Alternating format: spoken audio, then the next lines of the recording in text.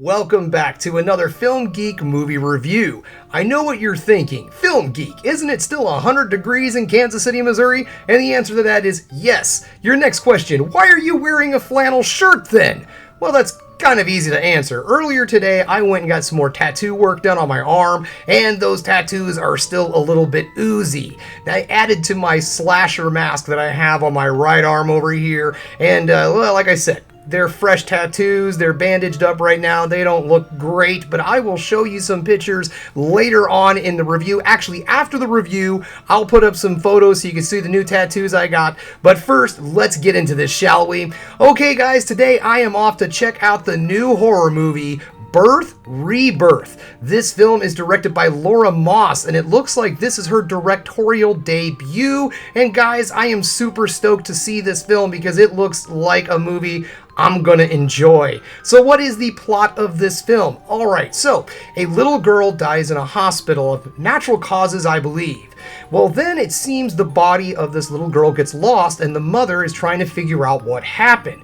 So she does her sleuthing and finds out that the mortician has, I guess you would say, body snatched, kidnapped the child's body and has taken her back to her apartment and is trying to do experiments on her to bring her back to life. This is a retelling of Mary Shelley's Frankenstein, basically. And the best part about it is when the mom finds out where the daughter is, she shows up at the apartment and goes, "Well, I hope this couch of yours has a pull-out in it because I ain't going nowhere. I'm here to help you bring my daughter back to life." So it really seems like there's some really deep, interesting topics that this film is going to explore. So you know what? I need to get going, guys, because I am really stoked to go see this movie. And as I said too, if you are interested in seeing what my new mask tattoos are, wait till the end of the review. But right now, I need to get out the door because it's time for me to go check out Rebirth.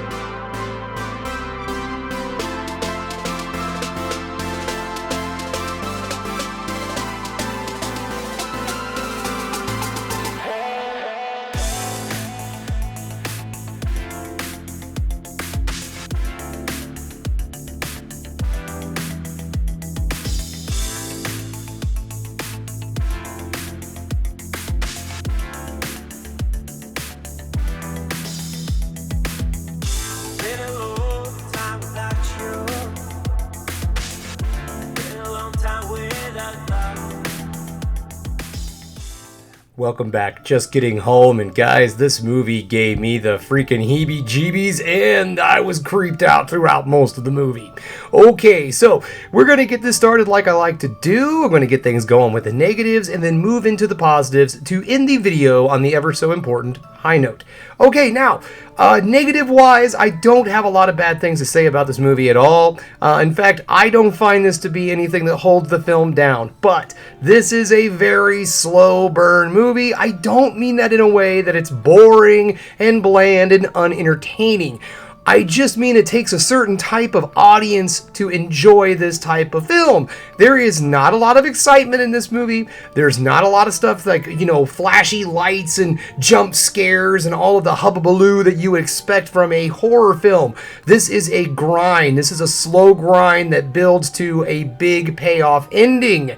So if that's something that you don't like, if you don't like a movie that kind of takes its time to get where it's going but doesn't bore you on the way there, then this is probably not for you. You might not like a movie like this, but if you are into those types of films that do the slow build up to a big old ending, this is definitely going to be right up your alley because I love those kinds of horror films and I really enjoyed this movie. Moving into the positive. Okay, so the story of this film film is where it shines, man. I really enjoy the elements that this movie pulls together. There is so much that this film tackles, but does an excellent job of delivering the message of this film in a very coherent and straightforward manner, but not getting preachy and overwhelming at all. The movie does a very good job of letting you know what it's trying to do here. This is a very science versus nature versus nurture kind of movie. This is not something that you would expect of a typical horror film.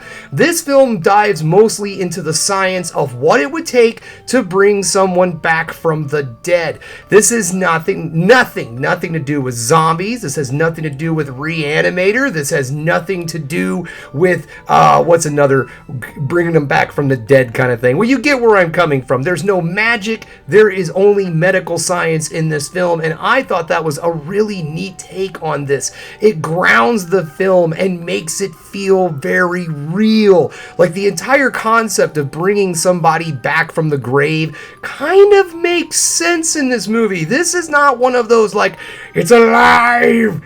It's alive! Kind of Frankenstein interpretations. This is a very science-driven type of film, and I liked that about it.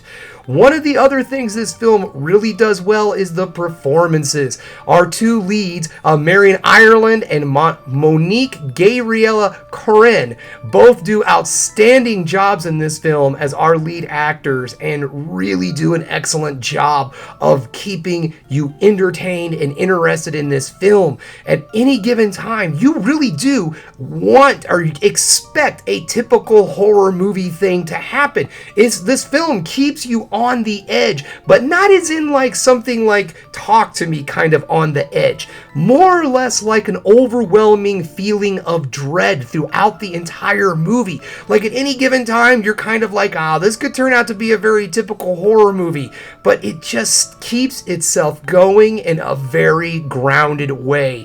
And I have to respect that about this film. It never tries to go too far into the unreal at any given time.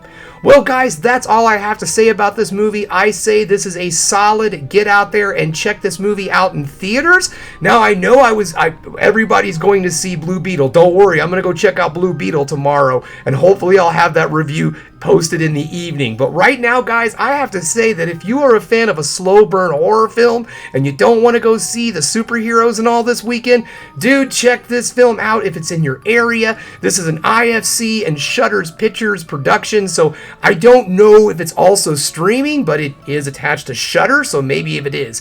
So guys, this is definitely a get out there, see this movie, and it deserves your attention. Check it out on the streaming services once it gets out there if it's not there already.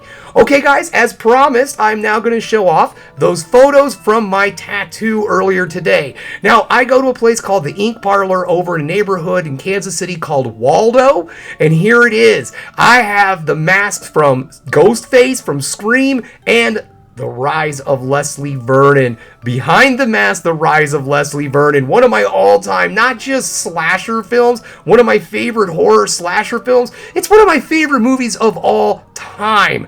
So I decided to show my support on my skin. Well, that's all I have for you today, guys. Thanks again for checking out the Film Geek. If you liked what you saw here today, go ahead and subscribe to the channel, ring that bell for notifications, and give me the old thumbs up so I know you like what you're seeing. And if there's one more thing you can do, folks, that is keep watching movies.